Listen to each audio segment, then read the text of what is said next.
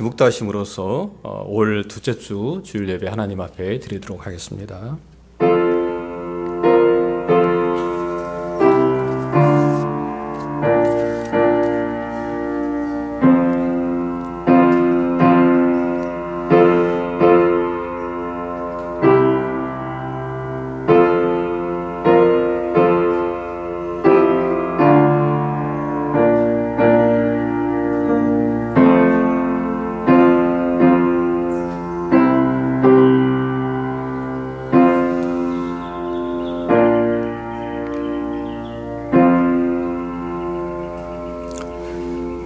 자녀들아, 주 안에서 너희 부모에게 순종하라. 이것이 옳으니라.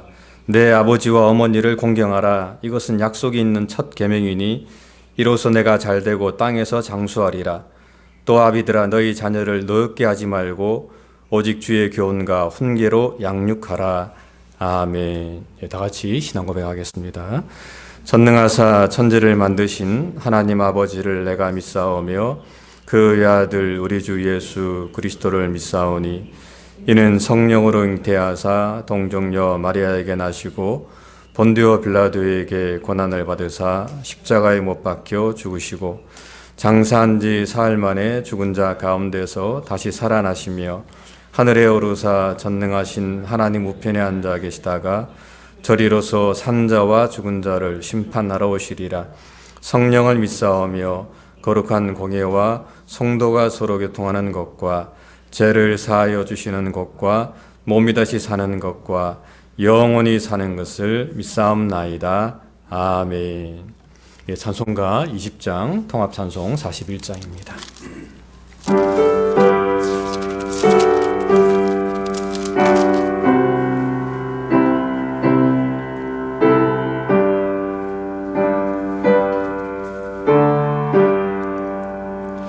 큰 영광 중에 계신 주 나 찬송합니다.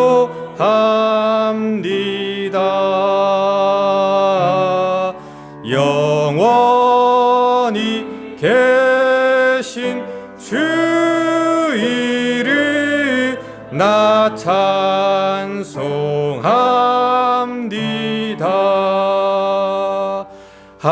한없이 크신 능력을 나 찬송합니다.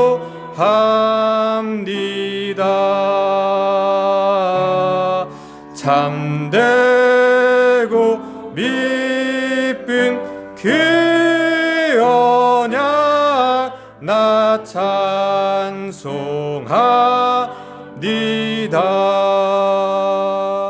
온 천지 창조하시던 그 말씀이 믿어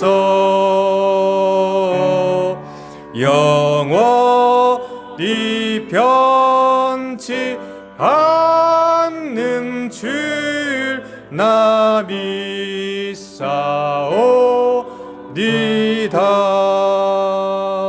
그 온유하신 주 음성 날 불러주시고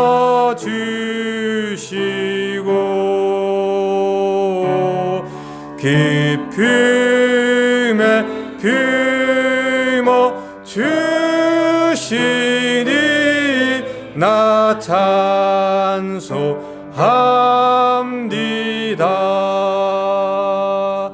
아멘.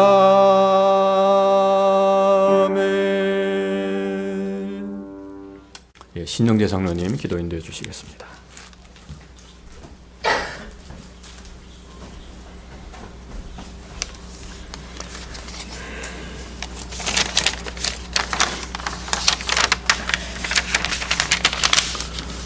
천지를 조성하시기 전부터 우리를 계획하시고 구원하셔서 자녀 삼아주신 하나님의 놀라운 사랑에 감사와 찬양을 드립니다. 매일매일의 삶 가운데 함께 하셔서 발길을 인도하시고 지켜주신 은혜 또한 감사를 드립니다. 오늘 이 시간 주님의 날을 기억하고 이곳에 모여 하나님을 예배하는 주의 백성들의 예배에 함께 하셔서 자녀로서의 삶을 다시금 정돈하는 시간으로 인도해 주시옵소서. 지난 한 주간의 삶을 돌아보면 주일 예배의 기쁨과 그날의 안식으로 평안을 누렸으나 다시금 세상에 묻혀 세상을 따라 살다가 주일을 맞아 습관적으로 다시 이 자리에 나온 것은 아닌지 우리 자신을 돌아봅니다.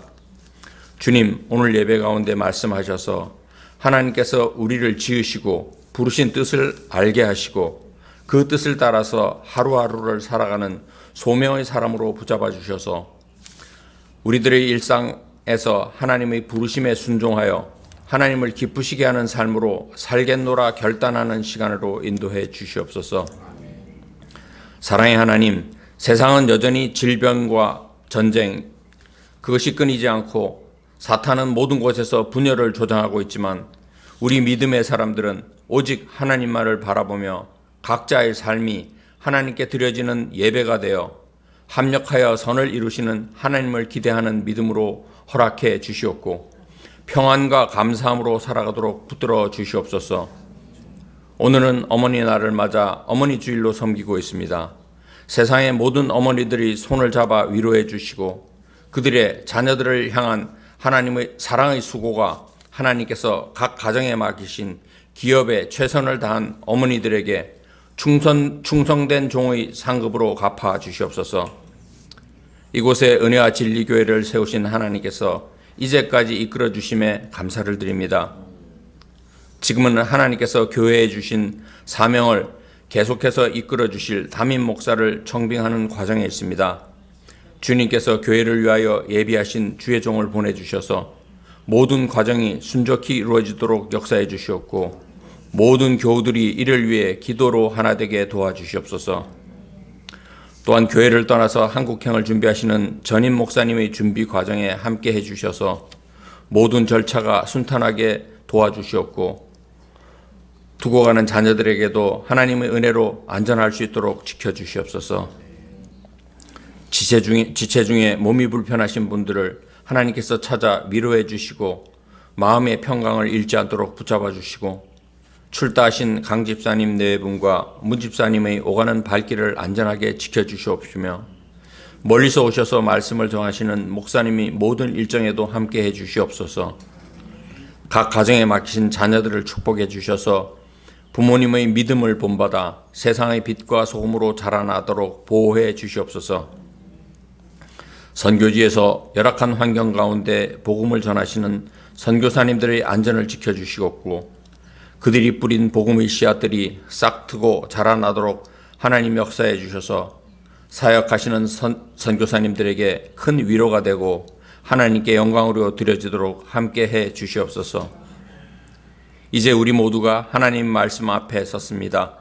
목사님을 통하여 준비하신 말씀으로 우리를 깨우쳐 주시고 말씀으로 인하여 하나님께로 받은 첫 사랑을 생각나게 하셔서 다시 한번 결단하는 소중한 시간으로 인도해 주시옵소서.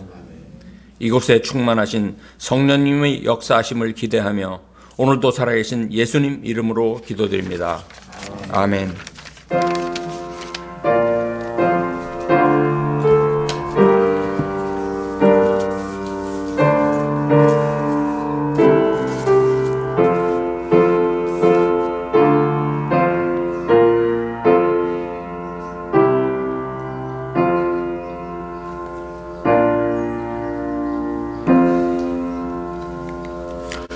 네, 말씀은 누가복음 5장 1절부터 11절까지 말씀입니다. 저희 한 절씩 교독하도록 하겠습니다. 제가 먼저 읽겠습니다. 무리가 몰려와서 하나님의 말씀을 들을새 예수는 게네사렛 호숫가에 서서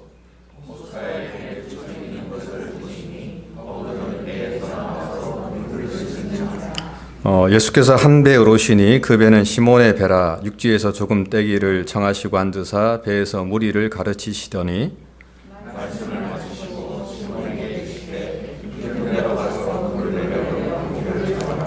시몬이 대답하여 이르되 선생님 우리들이 밤이 새도록 수고하였을 때 잡은 것이 없지만은 말씀에 의지하여 내가 그물을 내리리이다 하고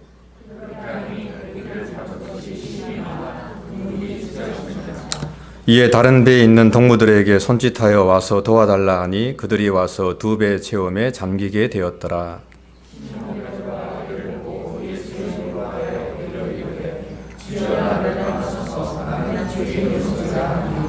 이는 자기 자기와 함께 있는 모든 사람이 고기 잡힌 것으로 말미암아 놀라고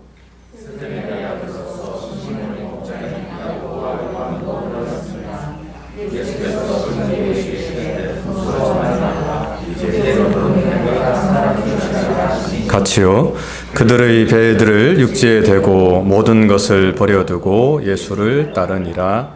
아멘. 예, 오늘 말씀을 전해주실 목사님은 박순종 목사님이십니다. 굉장히 멀리서 오셨습니다. 뭐 다들 아시겠지만은 뉴질랜드에서 오셨는데 현재 로투르와 갈릴리 한인교회에 담임하고 계십니다. 뭐 서울 사랑의 교회에서도 부격자하셨고 워싱턴 중앙장로교회에서도 부격자하셨는데 멀리서 오신 만큼 이 시간에 저에게 큰 은혜가 있을 줄 믿습니다. 목사님 나오셔서 말씀해 주시겠습니다.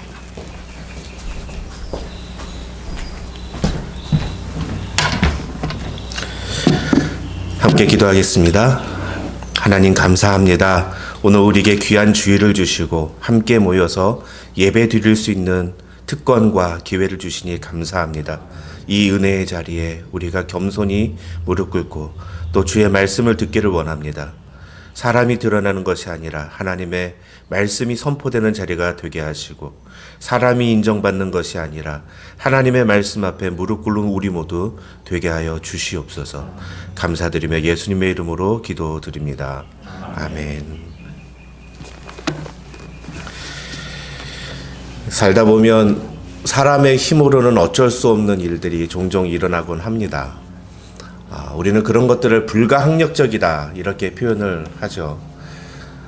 어쩌면 우리가 지금 그 시대를 살아왔지 않나 그런 생각을 해봅니다.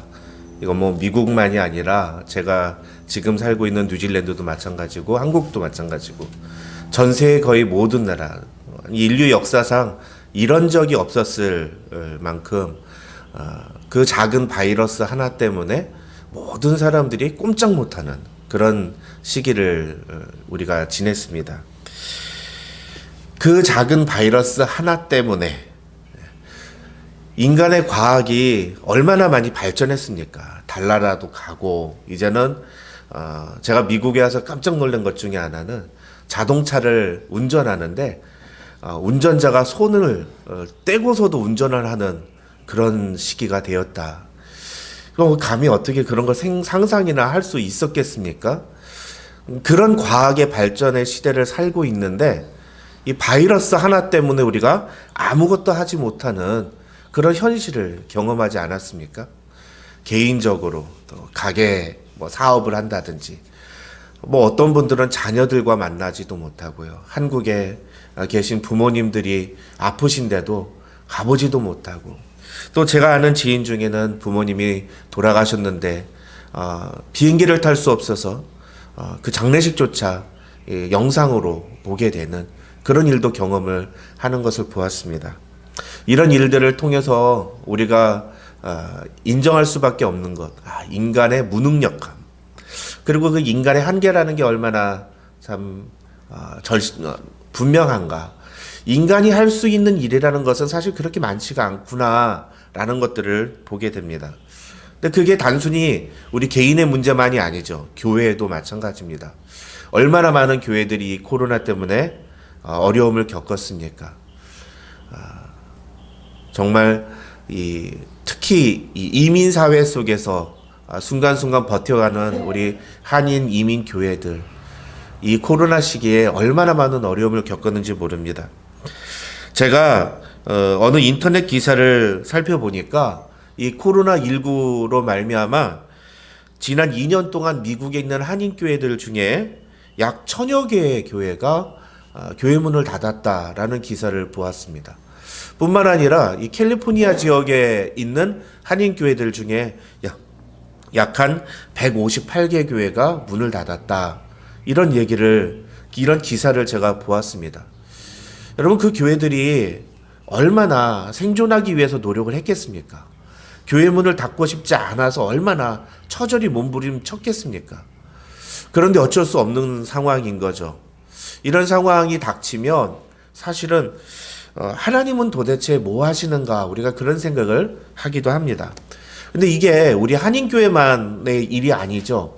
제가 또 그 다음 주에 보니까 이 미국에 있는 교회 중에 170년 된 교회가 문을 닫았다. 결국 코로나 때문에 교인들도 오지 않고 교회 재정이 악화가 돼서 교회 문을 닫았다라는 기사를 보았습니다. 또 비슷한 시기에 제가 살고 있던 뉴질랜드에서는 80년 된 교회가 문을 닫았다. 이런 기사가 떴고요. 또 바로 지난주에는 또 미국에서 70년 된 교회가 또 문을 닫았다. 계속 이런 기사들이 나옵니다. 어느 교회 목사가 교회 문을 닫는 것을 순순히 받아들일 수 있겠습니까? 어느 교회 성도들이 그것을 기뻐하겠습니까? 아마 부단히 노력했을 겁니다. 어떻게든 교회 문만은 닫지 않으려고 부단히 애를 썼을 겁니다. 그런데 사람의 힘으로는 할 수 없는, 우리가 아까 말씀드렸던 그 불가항력적인 상황들, 무능력한 상황들, 한계가 분명하게 드러나는 상황들이 분명히 있다는 거죠. 그런 상황 속에서 우리는 절망하고 또 실망하고 낙심을 하게 됩니다. 오늘 본문에도 그런 낙심과 실망으로 절망한 한 사람이 등장합니다. 우리가 잘 아는 어부 베드로죠. 그 베드로는 밤이 새도록 물고기를 잡으려고 노력을 했습니다. 그런데 안타깝게도 한 마리도 잡지 못했습니다. 갈릴리 바다에서 태어나서 그곳에서 어부로 자란, 그리고 어부로 지금도 생계를 유지하고 있는 그런 베드로의 입장에서는 굉장히 자존심이 상하는 하루였을 겁니다. 그리고 도대체 이게 웬일이지? 그런 질문과 의문, 그리고 낙심의 그런 시간이었는지 모르겠습니다. 제가 뉴질랜드에서 살면서 가끔씩 낚시를 하러 갑니다. 그런데 낚시를 하러 가다 보면은 저는 아무리 미끼를 던지고 아무리 노력을 해도 물고기가 안 잡히는데, 제 바로 옆에 있는 현지인은 기가 막히게 물고기를 잡는 것을 봅니다. 그러더니만 어느 순간인가 제 눈에는 하나도 안 보이는데 그 사람이 물고기 들어온다, 물고기 들어온다 외치는 걸 봅니다. 그리고 어떤 날은 가면은 인터넷에서 물때가 좋다, 물고기가 많이 들어오는 때다 해서 갔는데 그 사람이 나타나 있지 않아요. 그런 날은 아무리 인터넷에서 물고기가 많이 잡히는 날이라고 해도 제가 하루 종일 허탕을 치고 옵니다. 참 신기하죠. 왜 그런가 알아봤더니 역시 현지인의 경력이라는 것은 무시할 수 없다라는 이야기를 들었습니다. 그 바다에서 오랫동안 살고 자라고 물고기를 잡아왔던 그 경험들, 그 지식들, 그 모든 것들이 그 사람으로 하여금 다른 저와 같은 풋내기는 감히 상상할 수 없는, 물고기가 들어오고 나가는 것까지 보이는 눈을 갖게 해주는 거죠. 여러분, 어부 베드로가 그런 능력이 없었겠습니까? 아마 분명히 있었을 겁니다. 그런데도 불구하고 물고기를 한 마리도 잡지 못했던 거죠.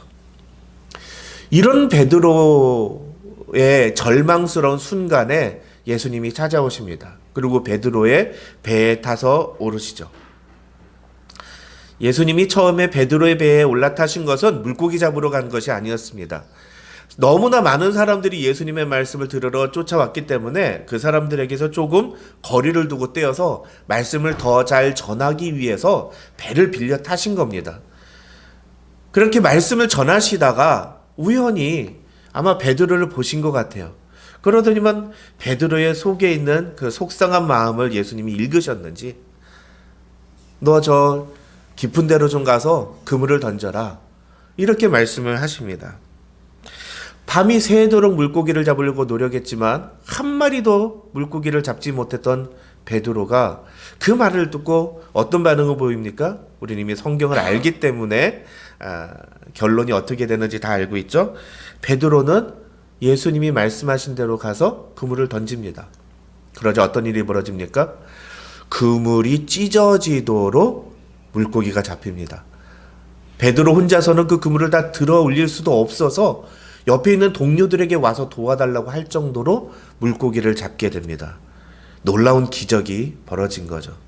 자신의 경험이나 자신의 지식으로 아무리 노력하고 애써도 잡을 수 없었던 그 물고기, 하루 종일 수고하고 노력했으나 잡지 못했던 그 물고기가 낯선 어떤 랍비의 말 한마디에 기가 막히게 어마어마한 숫자가 잡히는 모습을 보게 되는 겁니다. 여러분, 이것이 기적이 아니고 무엇이겠습니까? 베드로는 이 기적을 경험한 겁니다. 사랑하는 성도 여러분, 이 절망의 순간에 하루 종일 수고하고 하루 종일 노력해도 아무것도 잡지 못했던 그 낙심의 순간에 예수님의 말씀대로 그물을 던졌을 때 엄청난 기적을 경험했던 이 베드로와 같이 저와 여러분의 삶 속에도 하나님의 놀라운 능력으로 우리의 삶의 모든 문제와 우리의 삶의 모든 어려운 상황들이 해결되는 그런 기적이 일어나기를 주님의 이름으로 축원합니다. 여러분, 이 사실을 믿으십니까? 믿으십니까? 여러분, 이거 믿으셔야 됩니다. 하나님은 우리에게 능히 그렇게 해 주실 수 있으신 분이십니다.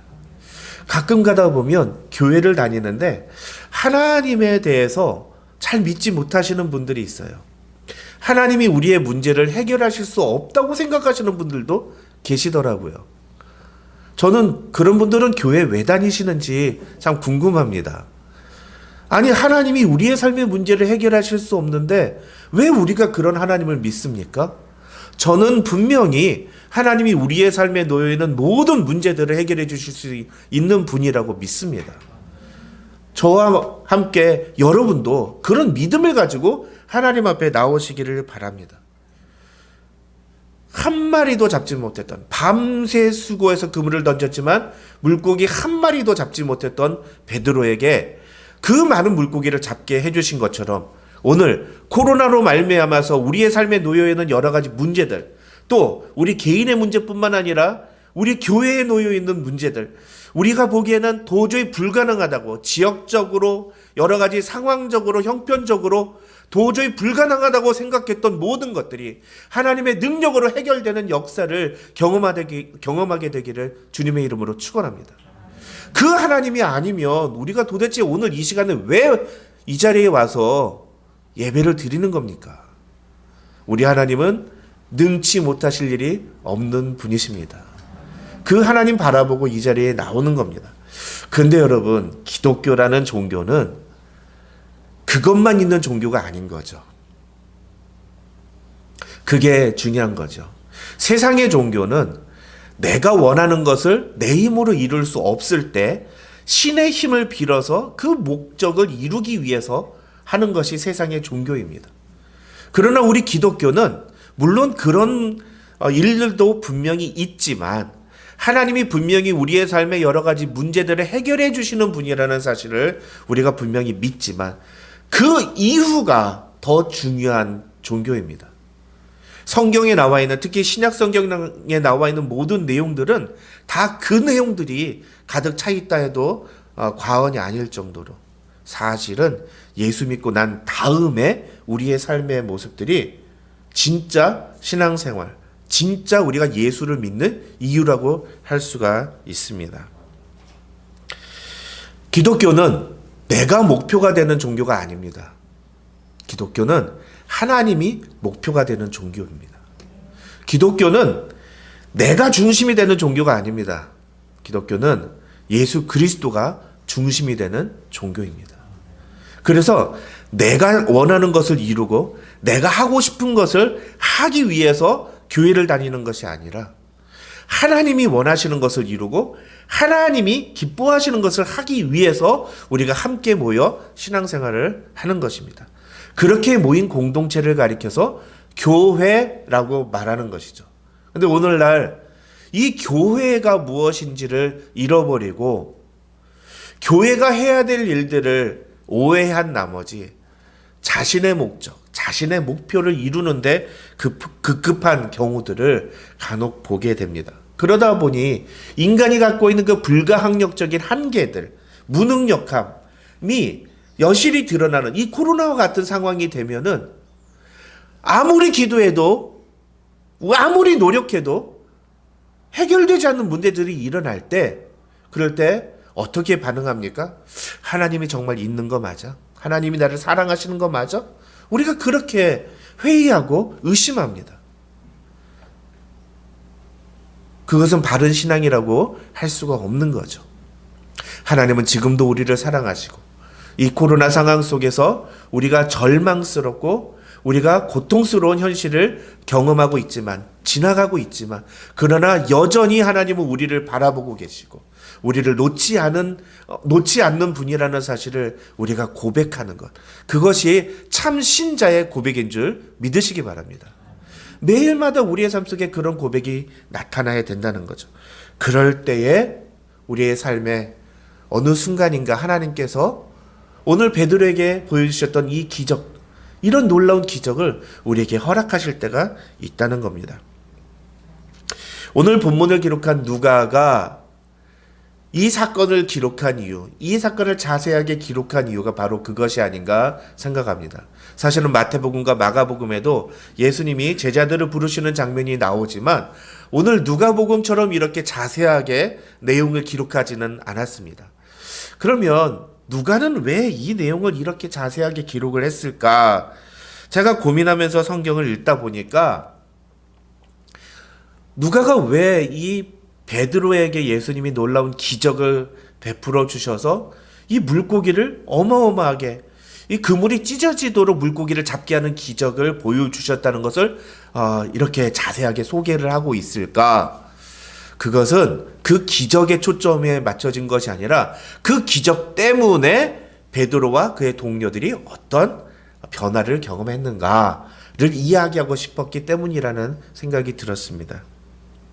그래서 성경을 읽다 보니까 베드로는, 그리고 베드로의 동료들은 이 기적으로 말미암아 한 3가지 정도의 변화를 경험하게 됩니다. 특별히 베드로에게 나타난 3가지 변화가 있습니다. 첫 번째 변화는 무엇이냐? 그것은 예수님에 대한 인식이 달라졌다는 겁니다. 여러분 5절 말씀을 보십시오. 5절 말씀을 보시면 베드로가 예수님을 뭐라고 부릅니까? 선생님이라고 합니다. 시몬이 대답하여 이르되 선생님, 우리들이 밤이 새도록 수고했을 때, 이렇게 얘기를 하고 있습니다. 예수님을 하나의 랍비 정도로. 왜 랍비라고, 선생님이라고 말할까요? 자기 배에 타가지고 여태까지 사람들 앞에서 말씀을 전했기 때문이에요. 네, 그건 랍비만 할 수 있는 일이었거든요. 그러니까 선생님, 제가 밤 새도록 물고기를 잡았습니다. 이렇게 얘기하고 있는 거죠. 그런데 이 기적을 경험하고 난 후에 베드로는 예수님을 뭐라고 부를까요? 8절을 보십시오. 주여, 주여. 예, 나를 떠나소서. 주여라고 부릅니다. 예수님을 주라고 부릅니다. 이 주라는 고백은 당시에는 좀 뭔가 나와는 다른 차원의 사람을 부를 때, 뭔가 엄청난 권위를 가지신 분을 호칭할 때 부르는 단어입니다. 그러니까 지금 우리가 예수님을 주여 주여라고 부를 때와는 약간은 다른 의미라고 할 수가 있죠. 그렇지만 여러분, 베드로가 주여라고 부르기 전에 바로 8절에 보면 어떤 행동을 합니까? 예수의 무릎 아래에 엎드렸다, 이런 기록이 나옵니다.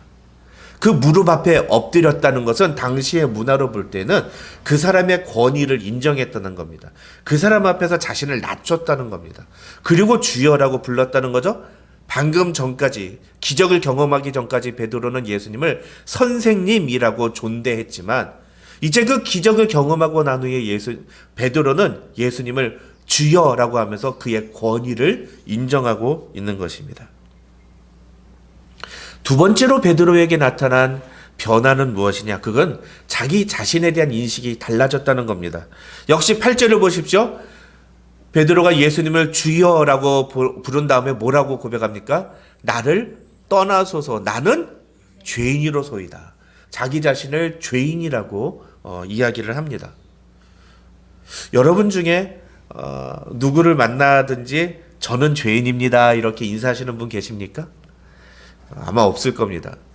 제가 올해로 전도사부터 시작해서 사역을 한 지 한 30년째 되는데요. 제가 수많은 교회에서 성도들을 만났지만 집사님은 죄인입니다 라고 얘기하면 감사합니다. 저에게 그렇게 이야기해 주셔서 이렇게 말씀하시는 분 한 분을 못 봤어요. 집사님은 죄인입니다 라고 얘기하면 다들 네 그렇지요 그러면서도 떨떠름하세요. 왜 그럴까요? 그게 사실은 인간의 본성이에요. 본심입니다. 누구나 자기가 죄인이라는 사실이 드러나면 속상하고 또 기분이 좋지 않습니다. 그렇죠? 베드로도 마찬가지였을 거예요. 그런데 베드로는 드러내놓고 자신이 죄인이라고 인정을 합니다. 여러분이 베드로가 자신을 죄인이라고 인정한 내용은 사실은 이 본문만 봐서는 이해하기가 쉽지가 않습니다. 나중에 보면 예수님께서 이 베드로의 나는 죄인으로소이다라는 고백을 가지고 사람들에게 해석을 해주십니다. 어떤 부분이냐 하면은 바로 31절과 32절입니다. 31절, 32절을 보시면은요, 예수께서 대답하여 이르시되 건강한 자에게는 의사가 쓸데없고 병든 자에게라야 쓸데가 있나니 내가 의인을 부르러 온 것이 아니요 죄인을 불러 회개시키러 왔노라. 이런 말씀을 합니다.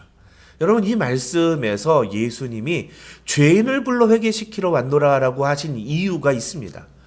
베드로를 부르신 거죠. 근데 그 베드로가 스스로를 뭐라고 인정했습니까? 자신을 죄인이라고 인정한 겁니다. 그러니 베드로는 예수님께 무엇을 한 겁니까? 자신의 죄를 회개하고 고백한 셈이 되는 겁니다. 그런데 그 일이 어떤 의미가 있는 것일까요? 이제 베드로와 예수님 사이에 관계가 형성이 된 겁니다. 베드로는 예수님이 필요한 존재가 된 것입니다. 이 사실은 오늘날 저와 여러분에게도 동일하게 적용이 되는 것이죠. 여러분, 누가 예수가 필요합니까? 죄인이 예수가 필요합니다.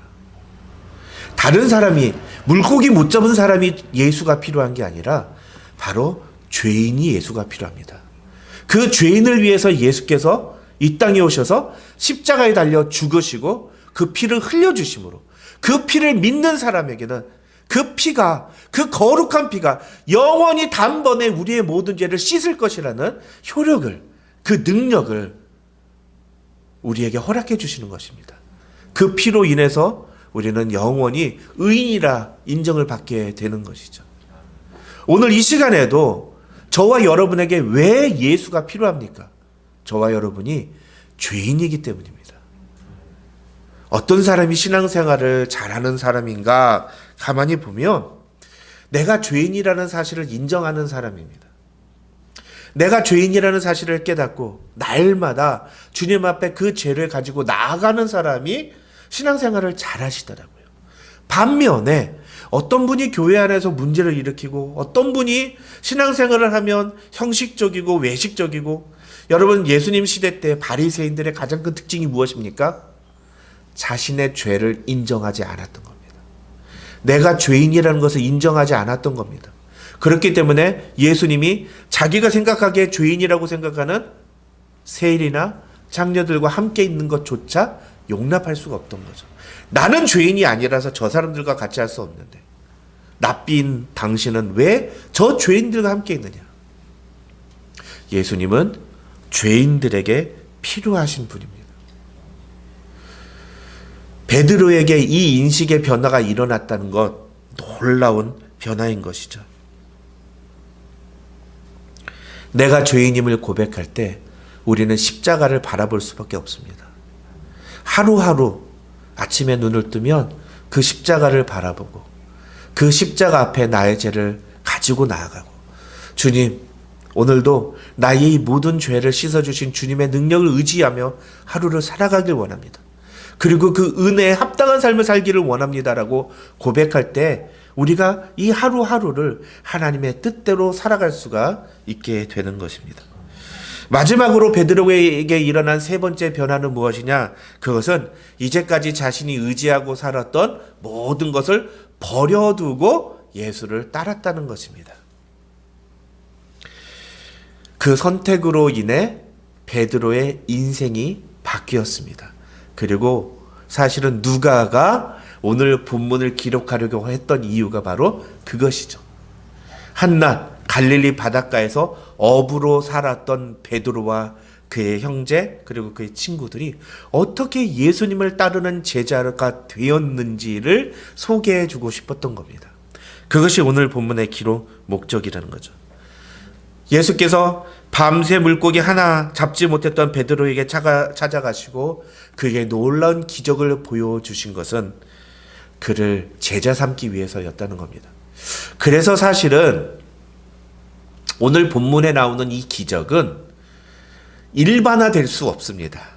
베드로에게도 그렇게 하셨으니까 오늘 저에게도 그렇게 기적을 보여주십시오.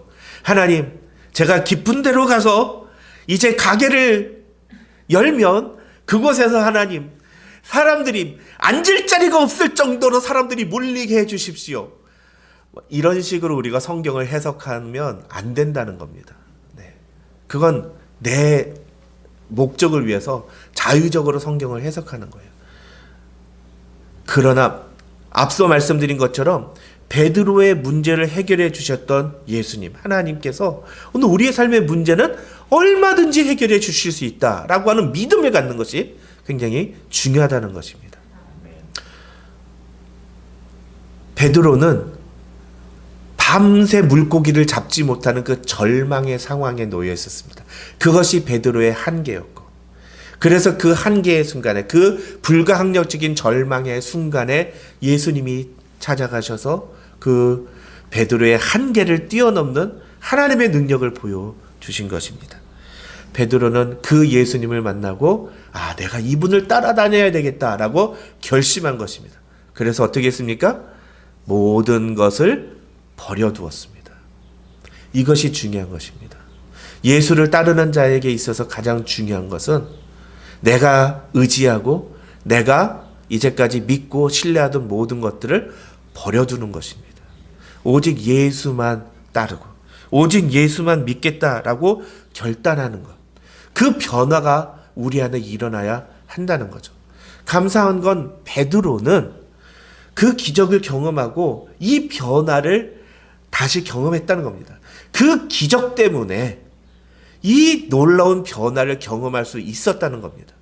저와 여러분도 하나님의 놀라운 능력을 경험하신 후에 이 베드로와 같은 이 변화를 경험하는 성도들 되시기를 주님의 이름으로 축원합니다. 그런데 오늘 본문을 보면 베드로가 이런 변화, 이런 기적을 경험하게 된 조건이 있습니다. 우리가 그걸 알아야 됩니다. 그 조건이 무엇인가? 두 가지로 우리가 설명을 할 수 있겠습니다. 첫 번째 조건은 바로 예수님을 만나야 한다는 것입니다. 베드로는 예수님을 만났기 때문에 이 기적을 경험한 겁니다. 여러분, 베드로가 예수님을 만나지 못했다면 어떻게 됐을까요? 밤새 허탕치고 그 한 마리도 잡지 못한 그물, 그거 그냥 깃다가 그거 정리하다가 집에 돌아갔을 겁니다. 그런데 예수님을 만난 겁니다. 그래서 기적을 경험하게 된 거죠. 사랑하는 성도 여러분, 저와 여러분도 이렇게 예수님을 만나는 놀라운 은혜를 경험하게 되기를 주님의 이름으로 축원합니다. 그런데 한 가지 중요한 게 있습니다. 그게 뭐냐 하면은 베드로가 예수님을 만났을 때 베드로가 예수님을 만나려고 노력한 건 하나도 없다는 거예요. 베드로는 예수님을 자기의 배에 유치하기 위해서 막 가서 로비를 하고 선생님 제발 제 배에 좀 타주십시오. 간절히 애원합니다. 제가 어떻게 하면 되겠습니까? 막 이런 애걸복걸을 하지 않았다는 겁니다. 노력을 하지 않았어요. 어떻게 해서 만나게 된 거죠? 예수님이 찾아오신 거예요. 이게 중요한 겁니다. 우리가 예수님을 만날 때 우리는 종교적인 관점에서 우리가 주님 앞에 달려나가서 우리가 막 작정하고 기도하면 하나님이 만나주신다 막 이렇게 생각을 합니다. 근데 아닙니다, 여러분. 세상의 종교는, 다른 종교들은 다 인간이 신을 만나기 위해서 노력해야 되지만 우리 기독교는 하나님이 우리와 만나주시기 위해서 이 땅에 내려오신 놀라운 세상의 종교와는 정반대의 이 패러다임을 갖고 있는 종교라는 사실을 기억하시기 바랍니다. 그리고 그 하나님은 이미 우리와 만나주신 분이라는 사실을 믿으시기 바랍니다. 적어도 여러분이 예수를 구주로 고백하신다면 예수님은 이미 여러분과 만나셨습니다. 그런데 문제는 무엇이냐? 왜 우리가 예수님이 우리와 만나시지 않은 것 같은 느낌이 드느냐면 그건 우리가 예수님을 거절하기 때문이에요. 심지어 주일날 교회에 나와서 예배를 드리는데도요, 예수님을 안 만나시는 분들이 있습니다. 오늘날 교회 전문가들 중에 많은 분들이 너무너무 안타깝게 생각하고 위기로 보고 있는 것이 바로 이 부분입니다. 교회 안에 불신자가 너무 많다는 거예요. 교회에 와서 예수님을 만나는 일에 관심이 없어요. 그럼 무슨 일에 관심이 있죠? 물론 우리 은혜와 진리 장로교회에는 그런 분들이 없는 줄로 제가 압니다만, 가까운 여기 LA에 있는 이민교회들도 그렇고 또 제가 지금 살고 있는 뉴질랜드에 있는 한인 이민교회들에도 교회를 나오는 이유가 한인들을 만나고 한국 음식을 먹고 이런 교제를 나누기 위해서 오시는 분들이 많습니다. LA나 오렌지 카운티는 그냥 나가면 그냥 한인 식당이 널려 있으니까 전혀 그런 걱정이 없겠지만 사실 그런 이민사회가, 이민타운이 그렇게 많지 않거든요. 그러니까, 그리고 그것도 최근에 들어서 좀 그런 부분이 많이 개선이 됐지, 한 10년 전만 하더라도 한인 이민자들이 한국 음식 먹고 한국 사람 만날 수 있는 기회들은 교회가 전부인 경우들이 참 많았지 않았습니까? 그러니까 교회로 오시는 거예요. 그래서 그렇게 교회를 계속 나오다 보니까 어느샌가 내가 교회에서 집사라고 불리게 되는 거죠. 그런데 마음속에 예수님은 전혀 없어요. 이건 어디서 드러나느냐면 우리의 평상시의 삶에서 드러납니다. 교회에 올 때는 내가 예수 믿는 사람처럼 생각하고 교회에 오지만 정작 교회 문을 나서고 집으로 돌아가기만 하면 예수와 전혀 상관없는 삶을 살아가는 경우가 너무나 많다는 겁니다.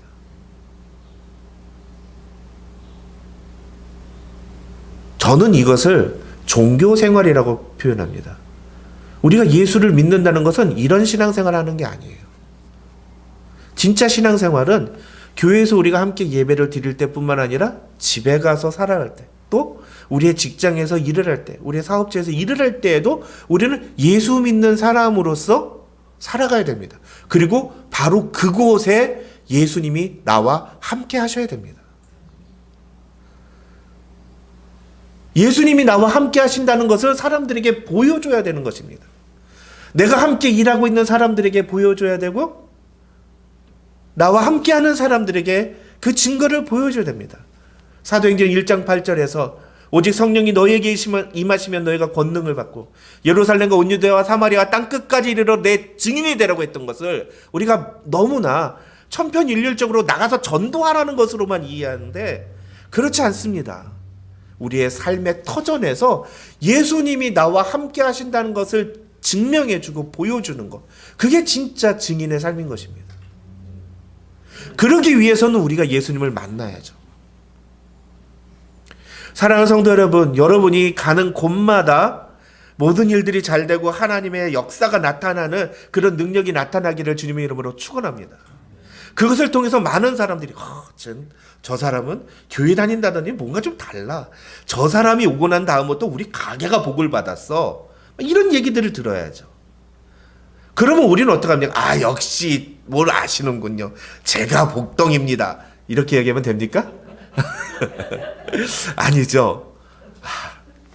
다 제가 믿는 주님께서 해주시는 겁니다. 주님께서 해주신 겁니다. 주님의 은혜입니다. 우리 이렇게 고백할 때 주님이 증거되는 것이 아니겠습니까?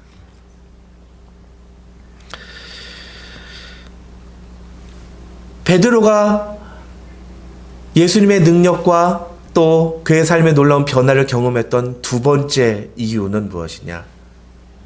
그것은 예수님을 만나고 그 예수님의 말씀대로 순종하여 그물을 깊은 데로 던졌기 때문입니다.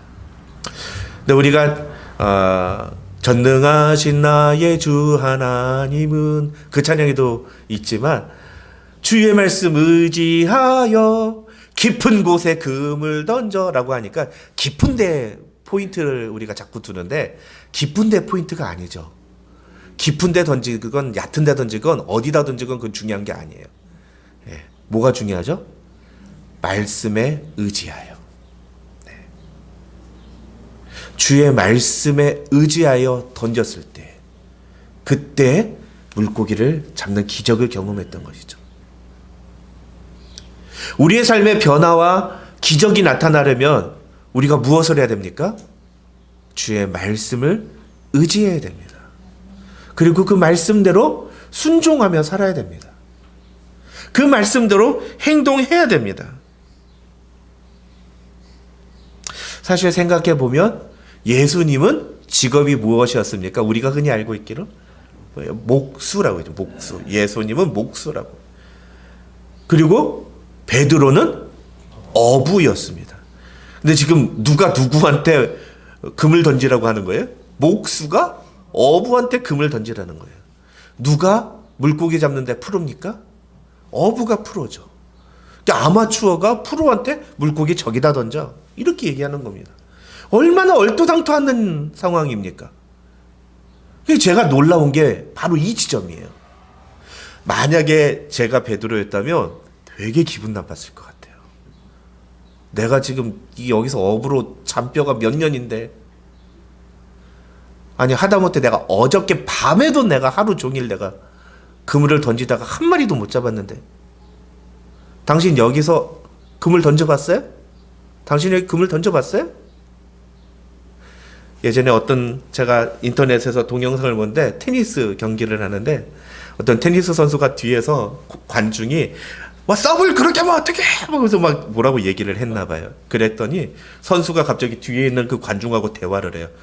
테니스 잘 쳐? 그 사람이 갑자기 당황해서 얘기를 못하는 거예요. 그러니까 잘 치면 나와서 네가 해. 얼마나 기가 막히겠습니까? 베드로 프로인데, 물고기 잡는데 프로인데. 그런데 베드로가 뭐라고 합니까? 말씀에 의지하여 그물을 던지리이다.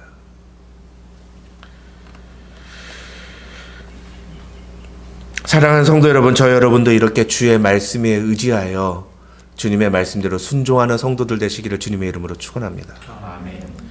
시편 120편 8절을 보면 여호와를 경외하며 그의 길을 걷는 자마다 복이 있도다, 이렇게 시편 기자가 말합니다. 근데 여호와를 경외하며 그의 길을 걷는 자마다 복이 있다. 그의 길을 걷는 자라는 표현이 히브리어 성경의 원어대로 하면 그의 명령대로 사는 자라고 번역이 가능합니다. 그 말씀대로 순종하는 것을 의미하는 거죠. 그런 사람은 복이 있다는 겁니다. 여러분, 근데 이 순종이 어렵다는 거 우리 잘 알고 있지 않습니까? 우리 뭐 말씀대로 해야 된다는 거 너무 잘 알고 있지 않습니까? 근데 정말 여러분 100% 주의 말씀대로 순종하며 사시는 분 손 들어 보십시오. 막 여러분뿐만 아니라 저 역시도 절대로 그렇게 손 못 듭니다. 왜 그렇죠? 그렇게 해야 되는데 자꾸 우리가 경험이 떠올라요. 제가 알고 있는 지식이 떠오릅니다. 그리고 여러 가지 상황들이 보이죠. 그래서 안 될 것 같아요. 해봐도 안 될 것 같고, 해봤는데 안 됐고, 이런 것들이죠. 그러니까 우리가 어떻게 합니까? 안 합니다. 그러면 어떻게 돼요? 기적은 경험할 수가 없어요. 그리고 어떻게 됩니까? 우리의 삶의 변화는 일어나지 않아요. 왜 예수 믿은 지 몇십 년 되었다고 하는데 삶에 하나도 변화가 일어나지 않는다고 하는 사람들이 그렇게 많을까요? 굉장히 간단합니다. 그 원인은 말씀에 의지하지 않기 때문이에요. 사람마다 다 다릅니다. 사람마다 그 주시는 말씀들이 다를 수 있고 순간마다 다를 수 있고 하나님께서 그들에게 요구하시는 것들이 다를 수 있습니다. 중요한 건 우리가 그 말씀대로 순종하고자 하는 그 자세가 우리에게 있느냐는 거죠. 그러기 위해서 우리에게 필요한 게 뭐라고요? 우리의 상식, 우리의 경험, 우리의 지식 이런 것들을 우선하면 안 된다고요. 그런 것들보다 하나님의 말씀이 우선순위에 있어야 된다. 이게 정말 얼마나 어려운 일인지 목사인 저도 살아가면서 순간순간마다 제가 그 말씀대로 살지 못하는 저 자신을 보게 됩니다. 그래서 다시 하나님 앞에 회개하고 나아갈 수밖에 없는 거죠. 참 놀라운 것은 우리가 그렇게 실수하고 실패하고 불순종하고 거역했지만 그런 우리의 모습 가지고 주님 앞에 나아가고 회개하고 주님 내가 말씀대로 살겠습니다라고 엎드리며 그런 우리를 주님은 다시 붙들어 주신다는 겁니다. 붙잡아 주신다는 겁니다. 그것이 주님의 은혜인 거죠. 여러분 오늘 말씀 정리해 보겠습니다. 오늘 베드로가 놀라운 기적을 경험한 이유가 무엇이라고 했습니까? 주님을 만났기 때문에 그리고 그 말씀에 의지하여 순종했기 때문에 그렇게 됐을 때 베드로에게 어떤 변화가 일어났다고요? 예수님이 누구신지를 바로 알게 되었고 내가 어떤 존재인지를 분명하게 알게 되었고 내 인생의 모든 것을 버려두고 예수를 따르는 그런 변화가 일어났던 것입니다. 저와 여러분의 삶에도 이런 변화가 일어나서 우리를 제자로 부르신 주님의 그 뜻과 그 부르심에 합당하게 주님께 영광 돌려드리는 귀한 성도들이 되시기를 주님의 이름으로 축원합니다. 기도하겠습니다. 하나님 아버지 감사합니다. 오늘 우리에게 귀한 말씀 주심을 감사합니다. 하나님 오늘 주신 말씀 우리가 꼭 기억하고 매일의 삶 속에서 우리가 주님을 만나는 것을 더 간절히 사모하고 나를 만나기 위해 이 땅에 오신 주님, 그 주님께 내 마음 문 열어드리고 주님 모셔드리고 그리고 주님 말씀하시는 대로 우리가 순종하며 나아가게 하여 주옵소서. 그래서 우리의 삶 속에 하나님의 놀라운 역사가 시작되고 우리를 통해 살아계신 하나님의 능력이 나타나고 예수 그리스도가 증거되는 놀라운 은혜가 있게 하여 주시옵소서. 예수님의 이름으로 기도드립니다. 아멘.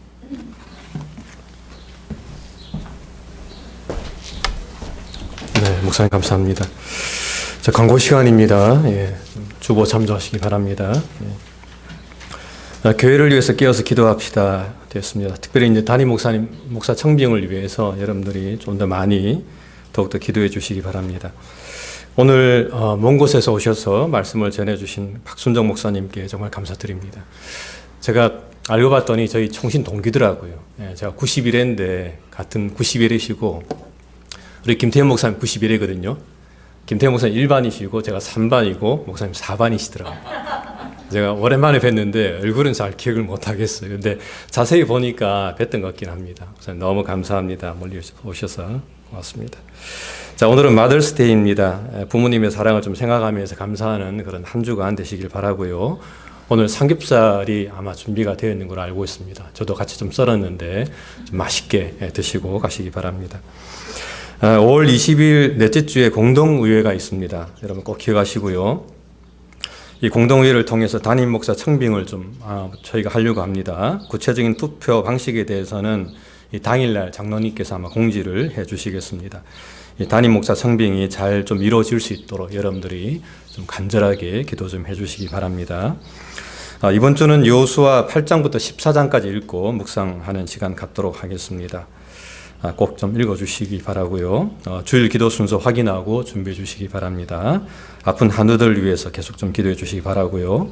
또 선교지에서 선교하시는 그 선교사님들과 또 목회자들 그리고 사역 현장을 위해서도 여러분들이 계속해서 중보로 기도해 주시기 바랍니다. 예, 이 시간 우리 찬송가 579장 통합찬송 304장 부르고 목사님 나오셔서 축도해 주심으로 모든 예배 마치겠습니다.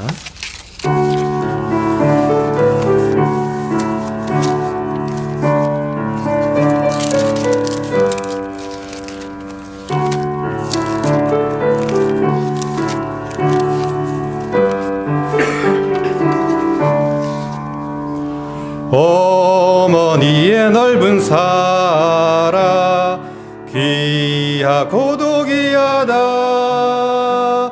그 사랑이 언제든지 나를 감싸줍니다.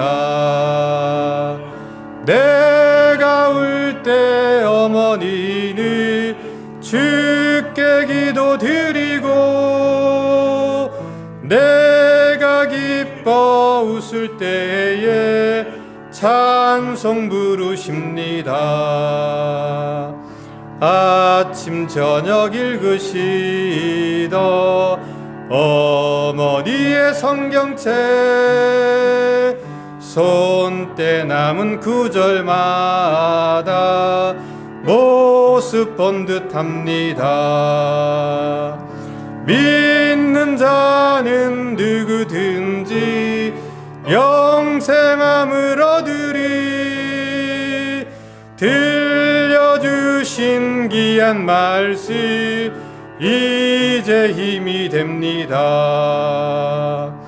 홀로 누워 괴로울 때, 헤매다가 지칠 때 부르시던 찬송 소리 귀에 살아옵니다.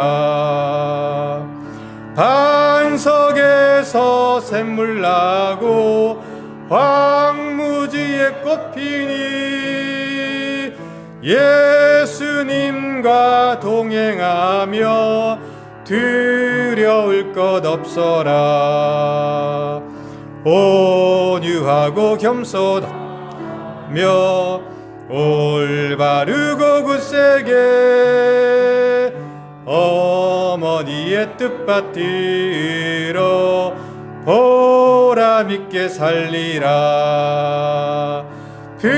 풍파많은 세상에서 선한 싸움 싸우다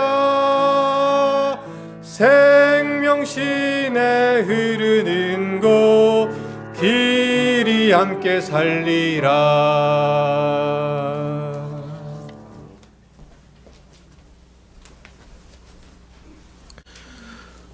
지금은 우리를 죄에서 구원하여 주신 우리 구주 예수 그리스도의 한이 없으신 은혜와 우리 아버지 하나님의 만극하신 사랑과 성령 하나님의 감동, 감화, 교통 충만하신 은혜가 너희 무리와 함께 있을지어다.